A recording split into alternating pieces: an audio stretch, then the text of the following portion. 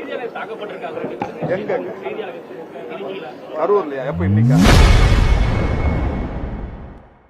கரூரில் கனிம வளங்களை கொள்ளையடிப்பதை அறிந்து அதனை செய்தி சேகரிக்க சென்ற தனியார் சேனல் பத்திரிகையாளர்கள் மீது திமுக எம்எல்ஏ பழனியாண்டி 50 பேர் கொண்ட குண்டர் படையுடன் சேர்ந்து தாக்கியுள்ளது குறித்து செய்தியாளர் எழுப்பிய கேள்விக்கு அமைச்சர் மா சுப்பிரமணியன் பதிலளிக்க மறுத்துள்ளார். மட்டுமல்லாது புற்றுநோய்க்கான ஒரு மிகப்பெரிய ஒரு பெட் சிடி ஸ்கேன் இதுவரை இந்த அரசு பொறுப்பேற்பதற்கு முன்னால் 2 இடங்களில் மட்டுமே இருந்தது. சென்னையில் ஒன்றும் மதுரையில் ஒன்றுமாக இருந்தது. இந்த அரசு பொறுப்பேற்றதற்கு பிறகு உலகம் முழுவதும் புற்றுநோய் பாதிப்புகள் அதிகரித்து வருகிற நிலையில் இப்பொழுது 5 இடங்களில் கூடுதலாக போடப்பட்டு திறந்து வைக்கப்பட்டது. சேலம், கோவை, காஞ்சிபுரம், தஞ்சாவூர், அதேபோல் நெல்லை ஆகிய 5 இடங்களில் பெட் சிடி ஸ்கேன்கள் அமைக்கப்பட்டது.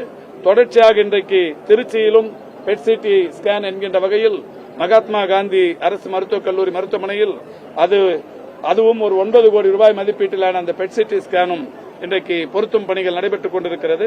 எனவே திருச்சி மகாத்மா காந்தி அரசு மருத்துவக் கல்லூரி மருத்துவமனையில் 135 கோடி ரூபாய் செலவிலான அந்த கட்டிடமும் ஒரு பெட் சிடி ஸ்கேனும் 2 அல்லது 3 வார காலங்களுக்குள் இந்த பணிகள் முழுமையாக முடிவுற்று மக்களின் பயன்பாட்டிற்கு திறந்து வைக்கப்படவிருக்கிறது என்பதை திருச்சி மக்களுக்கு மகிழ்ச்சியோடு தெரிவித்துக் கொள்ளும்.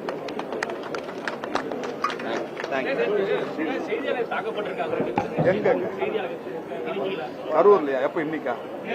நேத்தியா? தெரியல, என்ன காரணம் தெரியல. கேட்டு கொடுக்குறாங்க.